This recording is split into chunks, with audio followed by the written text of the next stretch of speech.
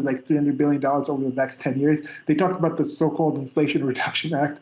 Those are actually going to like drop the amount. So you see, he dropped the deficit to like around $1 trillion. But he's talking about dropping the deficit. What's he comparing to? Because during the actual pandemic, there was all this stimulus money that was an emergency time where they said, okay, we're going to print out these trillions of dollars. It's a one-time thing. It's not like a recurring thing. And since that was on part of the budget during 2020 and 2021, that's something that has expired. It's not being renewed in 2020, in 2022. So he's saying, oh, we've dropped it $1.3 trillion. But that $1.2 trillion was something that was a one-time addition. So these figures just come out, and yeah, I'm really still taken aback sometimes at how people just buy this stuff. Yeah. Well, because like I remember came up a few years ago with, they want to cut military spending, but it was just reductions in planned increases. It wasn't like cuts way back. Yeah. Yeah. How do they? It's like, what was that thing? Is it like?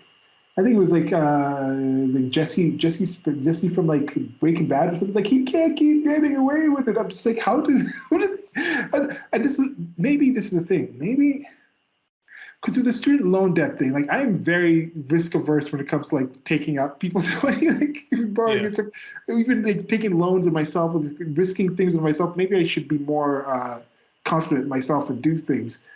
But Yeah. it's just weird. Like, if people fall for the government type of rhetoric, then maybe they actually do fall for this easy money type of thing.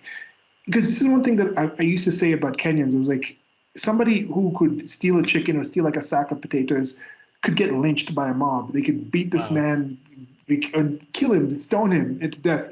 But then a politician can drive by who, as I said, was corrupt for like 100 shillings or something, and these billions of shillings are going around.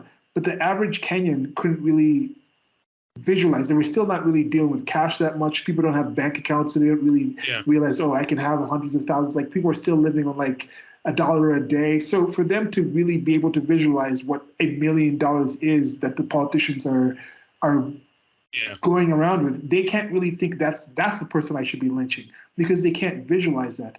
But then I'm overestimating it and thinking the average American can visualize that amount of money, and I don't think they can. I really don't think the average human being can truly visualize what $1 trillion is. Like, that's so much money. Like, well, I think it's also the psychology of if you pay for it directly, whereas it's taxpayer funded. Because there's that chart. I don't know if you've seen it going around. It's used for healthcare a lot, where it shows like, in one quadrant it's, you spend the money and it's on yourself. Okay, you economize, seek the highest value. Someone else spends on you, but it's for you. Okay, you're going to seek the highest value, but you don't care because you're not paying for it. And then it's monies from other people is spent on other people. It's like, well, you don't economize, you don't seek the highest value. And then there is the one other, because it's just illustrating like you're more and more detached from whose money it is and who it's being spent on. So you care less and less about how well it's spent. Whereas if we had a free market in medicine, you were going to doctors and paying, you'd be conscious of, okay, how much does this cost? Is this really how much this costs, et cetera? And that's come up a lot with things like LASIK surgery or some of the cosmetic stuff, is they've gone down in price repeatedly because of the idea that, okay, it's like, because people pay for it out of pocket, there's incentive to drive down the price. Yeah. I think I was saying, it's like your money, and your money has the highest interest. Your money on other people is the second highest interest. Other people's money on you is the third highest interest. And then the lowest interest is other people's money on other people. That was like the four different.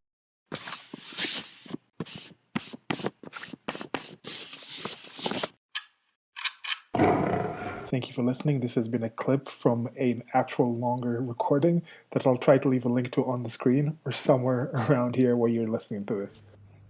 Presents. Presents. Presents. Presents. Peasants. Okay. Okay.